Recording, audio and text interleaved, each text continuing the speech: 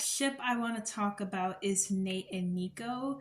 And the first time we were introduced to Nico, we can already tell something was wrong because Nate was hiding that she got back together with Nico from Keisha because Nico broke her heart so badly that she was crying to Keisha for weeks.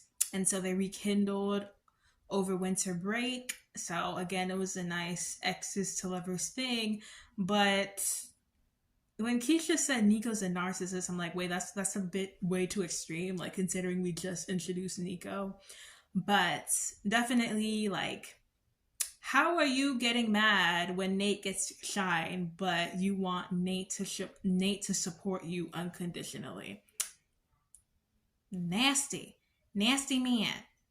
He was a decent boyfriend up until it comes time to showing up for Nate's, but just a horrible character and a horrible person. Bye. What's right with it? The next ship I want to talk about, this going this going to ruffle some feathers a little bit, was Simone and Damon. What's supposed to be the follow up to Spolivia. And all I gotta say is no. No, no, they're not. No, they're not. This is the love of your life, yet you date her arch enemy. This is the love of your life, yet you threw a temper tantrum when she didn't tell you about the fact that she had a kid when she's known you for what? 2 months? 2 months? This is the love of your life, yet you're dictating who she can and can't hang out with, yet you get to date the person that's been giving her hell. Hmm. Hmm. Hmm. Okay. Okay. Okay. They did have their cute little platonic moments here and there. But I think definitely after the character that's in this next ship I'm about to introduce, I was kind of rooting for Damone in season one. That's when the chemistry was high. But then once they introduced a new love interest for Simone in season two, it kind of waned a little bit. Everything really just fell flat, especially the I love you scene. Like, how is Damon about to pour his heart out to Simone and he's talking about, oh, Simone, I loved you since I stole your phone at homecoming. And Miss Girl was just trying to record her friend. And then Simone was just sitting there like she had tears in her eyes. She was just frozen. She didn't know what to do. And the time where they're supposed to have their big romantic moment, y'all had to have it when tears were streaming down his face. You guys had a whole 15 episodes. And they were like, oh yeah, when he's crying about his dead daddy, that's the perfect time. That's the perfect time for them to have their big moment. Really? Really? I know they tried to make it seem like, oh, look at all these big moments they had over the show. Definitely. Definitely, people are gonna like root for them. Though sometimes Damon would show up for Simone when it came to her anxiety, he helped with her son and he showed up to her games. You can definitely see when it comes to family that Simone was there for Damon when it came to visiting his parents in Chicago and helping grieve the loss of his dad. And I think Damon relies on outside noise too much, i.e., JR and Thea, instead of listening to his heart and what his heart wants. Because definitely, if he had found out that Simone and Jordan broke up before he started dating Thea, that never would have happened. But yeah, he needs to listen to his heart and not outside noise. If Simone's the love of your life, go get her. Don't wait too long. Because now I already want her with someone else. It's not giving. Sorry. Because, like, why is it all the light skins that Simone has ever come in contact with, Dane, Jordan, and Damon, always giving her too much drama. She's saying she's looking for less mess in her life, but after the whole thing with her and Thea being frenemies, and then if she wants to pursue a thing with Damon, that's going to bring more mess in her life. So even though they're entertaining to watch, these two are definitely going in the bar. The next ship I want to talk about is obviously Simone's other love interest in season 2, and that is Lando.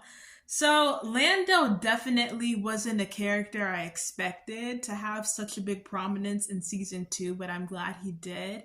And him and Simone had a nice sense of chemistry. I know the thing with like Simone's love interest is they always get off on the wrong foot and then they end up bonding.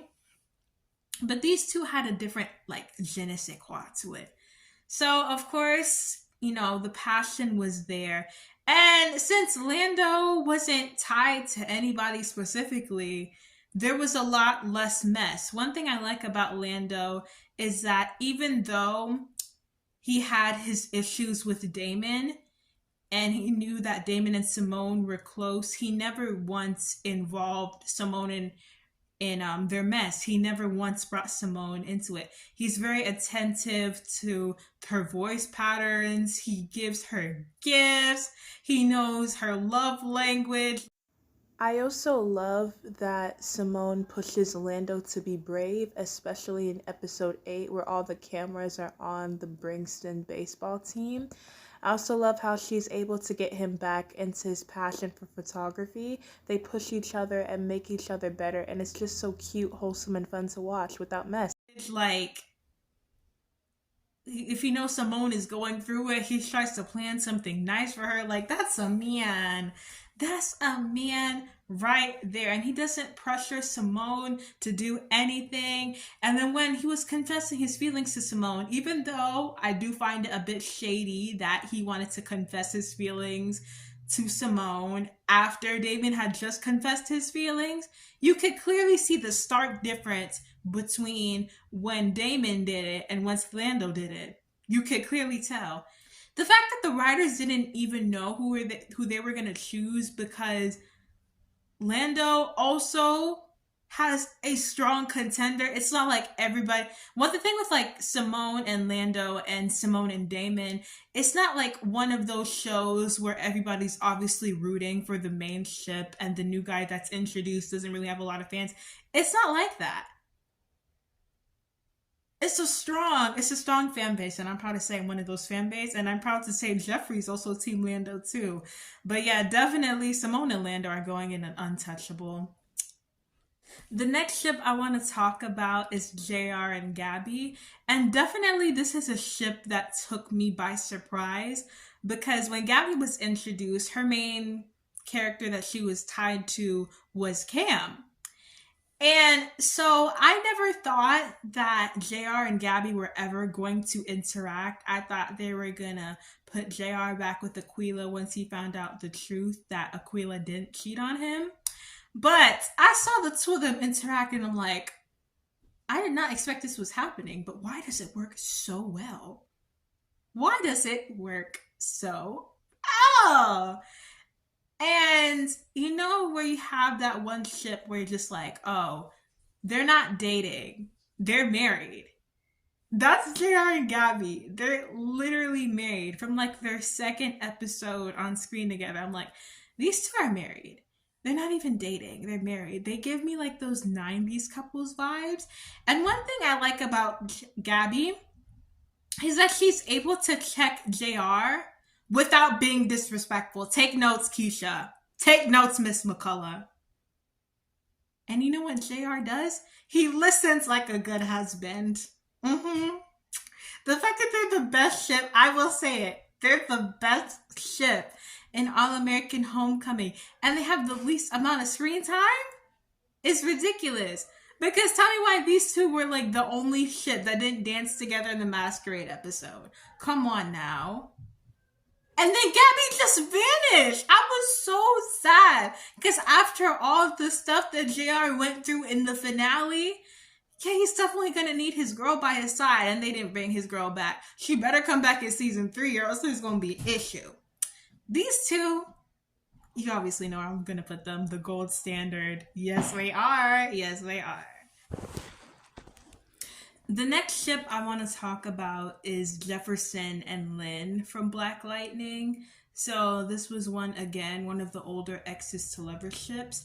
Jeff and Lynn remind me of those 2000s rom-coms where they were praised for having such an epic romantic love story, but then you take the rose-colored nostalgia glasses off and you're like, actually, these two don't work. They were kind of toxic.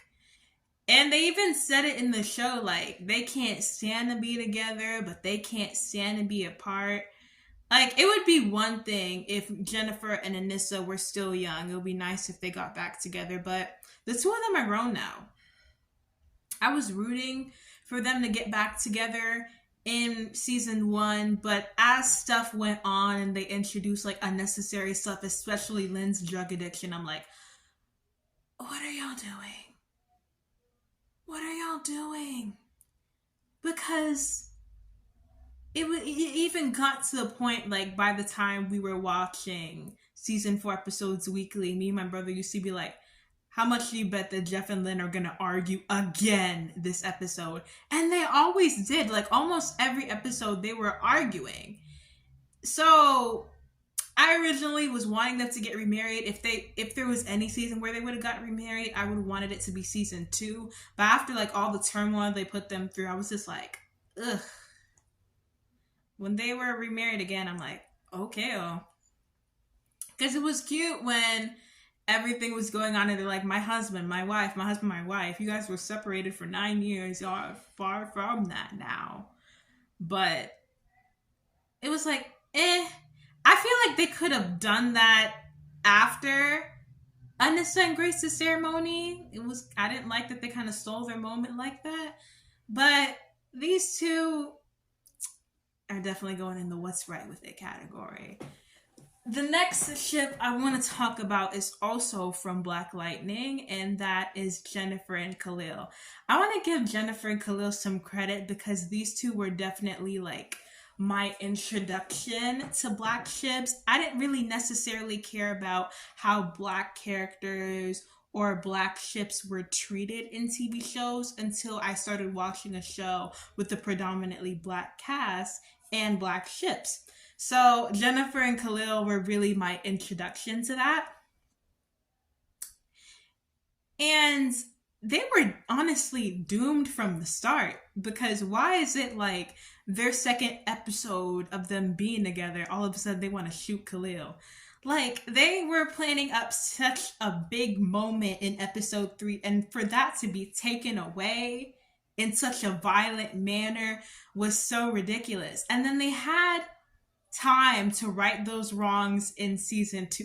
Hey, season 2, I really like that season 2 really focused on their relationship. They didn't really get a chance to be a normal couple because he was shot. And due to that, even though Khalil was going to the march for Lawanda on his own merit, since he was so angry that he did everything right, he beat the odds. He beat the stereotypes of a young Black man in bad situations, but he still had his legs taken away. He still had Shaq to blame, and he didn't know who shot him, so who could he blame of close proximity? Jen, even though it had nothing to do with Jen.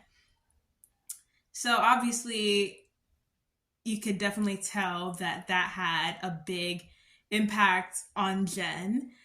So when it came to Khalil having that big transformation from growing through his, like, recovery and transforming into Painkiller, you could definitely see that he doesn't want to kill people or doesn't want to hurt people, well, unless they deserve it, like people that were taunting him in his wheelchair.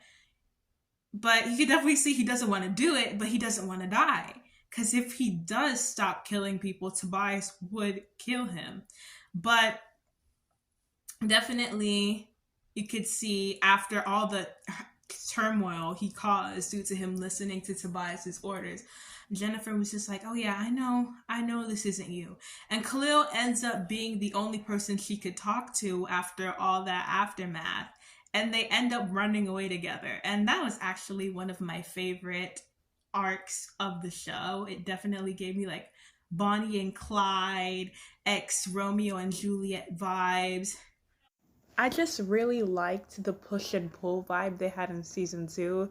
Like, it's clear that all the time Khalil was like, "Oh, I'm over you, Jen," but he keeps coming back anyway, and I was living for it. And I also like that Khalil was able to right his wrongs and take accountability for how he treated Jen throughout the relationship. When it seemed like everyone was against them, they were there by each other's side, and I just love seeing that. But like both of those stories, their love story comes to a tragic end when Khalil is killed by Tobias, but he's eventually resurrected by the ASA. But not Khalil though, his other side, Painkiller. But Jen is one of those people to bring Khalil back out to the land of the living and be like, Khalil, you still have a life to live. Come on. You gotta come out. So I was still rooting for them, even though all the odds were against them, that were thrown at them, that they could still find a way to make it work. And they did for a little bit until all of a sudden they made Khalil try and kill her. Like they were just, I don't know. I don't know why the writers hate Jen and Khalil so much, but I don't like the fact that people were blaming Jen or that they hated Jen for what she did because, hey, I can defend you, when all my family's saying you're a bad person, but you don't know them as well as I do. Like, I get it. But then, not only are you going to try and kill me, there's a kill order that the ASA put on me and my family. I can't, even though I still care about you, I can't love you anymore. So I think it was pretty clear that their love story was finished, yet he was still mentioned in Jen and Anissa's conversations, which doesn't necessarily make sense. But what's even more tragic is that in order to remove that kill order, he has to forget the Pierces and Jen, the love of his life. I was so pissed. I was so pissed because all the other ships got their happy ending except Jen and Khalil. I was so mad. They deserve better. They deserve better. But yeah, despite all the turmoil, I loved seeing their relationship. Still makes me cry to this day. They really deserve better. But yeah, they're definitely going in the untouchable category. The next ship that I want to talk about is Puleng and KB from Blood and Water. So I was rooting for, out of the two love interests that Puleng had, KB was the one that she had chemistry with instantly. And KB was the one that defended Puleng and was there for Puleng after all the stuff that was going on with her soon-to-be revealed sister, Fikile, and the scandal with her dad. They had so much cute moments throughout the show. And then when KB decides to love bomb her, right? Be like, oh, I love you, Puleng. She's kind of taken aback by it because, wow, despite all the crappy stuff that's happened in my life, you still love me. Wow, that's nice. But one thing that definitely makes me feel so icky is this man proceeds to then make out with her sister. How is it you're going to say you love Puleng and then you're going to cheat on Puleng with her sister before they do it? Unattractive, overweight, unworthy, untalented. And it isn't until he has issues with Puleng in season 2 where he was like, ha ha, I'm gonna drop a whole diss track on you. And then revealed that I made out with your sister right before we did it. Sir, mm-mm, mm-mm. That just diminished all hope I had for that relationship.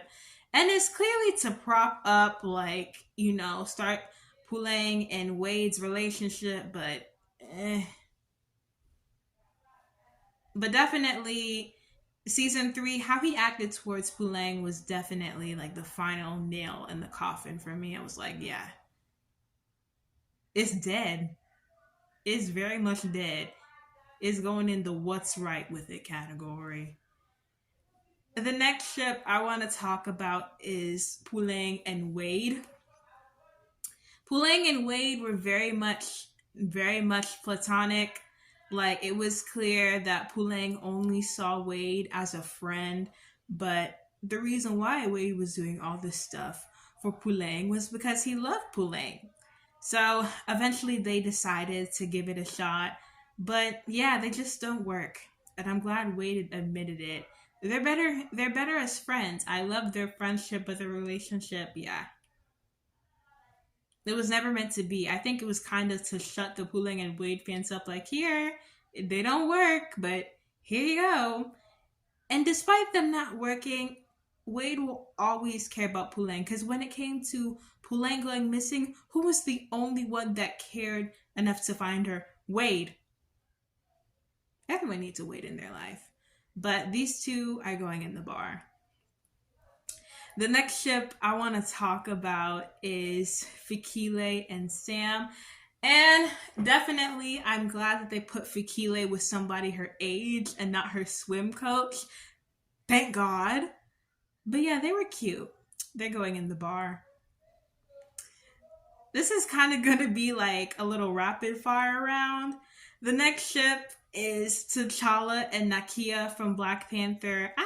I have no bad things to say about them. They were very cute. So they're going in the bar. The next ship is Adonis and Bianca from the Creed series. I really like their relationship. They were a very cute love story. I love seeing them progress from, neighbors to boyfriend and girlfriend to husband and wife with the daughter. They were very cute. But yeah, their love story really was a joy to watch. They're going in the bar. Tyrone and Evita from Cloak and Dagger.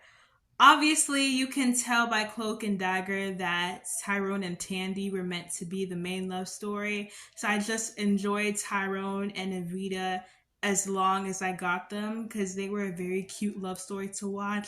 But definitely, after they killed Evita's auntie, you can definitely tell they're not about to make it work for Tyrone and Evita, because somebody has to take her auntie's place.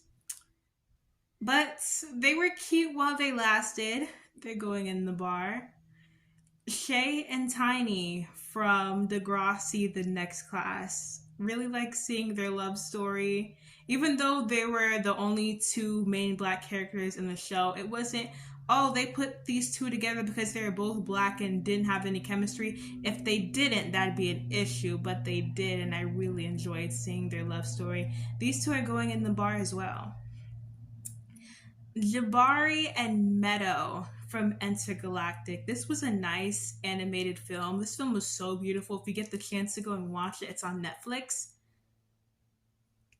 And again, these two also were a very cute love story to watch. Second chances, second love. Loved it. They're also gonna go in the bar as well. Dominique and John from Grand Army. I haven't watched Grand Army in years. I hate that it got canceled, but I really love seeing the two of their love story. Haitian girl and a Haitian girl, especially, like, we don't have much Haitian girls in the media. They were adorable as well. They're going in the bar as well. Darby and Alex in Darby and the Dead was very cute as well, because the both of them had supernatural powers about them both being able to see ghosts, and they thought, oh my gosh, am I the only weirdo in the school? No, you got me, fool. They were very cute. And I hated that they could have had more scenes together, but Capri was so focused on, oh yeah, popular girls don't talk to outcasts. Like, girl, you're dead. Stop telling me how to live my life. And I'm so glad that they didn't put her with that grieving white boy. Ooh, thank God. But the two of them were very cute. They're gonna go in the bar. Now, let's talk about the abomination that's Courtney and Howie. In short terms, Courtney deserved better. Howie, garbage, garbage, garbage, garbage, and garbage. The fact that they didn't even explain what happened to Howie in the last 2 seasons shows you how useless and forgettable Howie was. Electric chair. And they definitely had the chance to redeem themselves with Jetney, but Jetney definitely deserved way more screen time and a better love story, but I enjoyed the crumbs we got.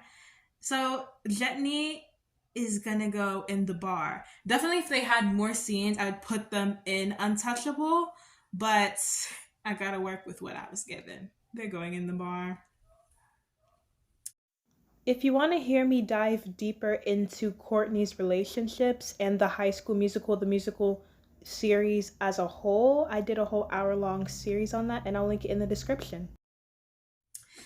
The next ship I want to talk about is Cootie and Flora from I'm a Virgo. A 13-foot tall man and a girl that's as fast as light coming together. You wouldn't think it works, but it really works very well. But I enjoyed seeing their love story. The fact that they went from all lovey-dovey to a married couple being like, do you really have to be here taking up my space? But they still love each other throughout everything. These two are cute. I'm going to put them in the bar. That is the end of the video. Stay tuned for part 3 coming out very, very soon. If you like this video, give it a like and subscribe. My last video is in the description, and go and follow me on my social medias in the outro. Anyways, I'll see you guys next time. Bye.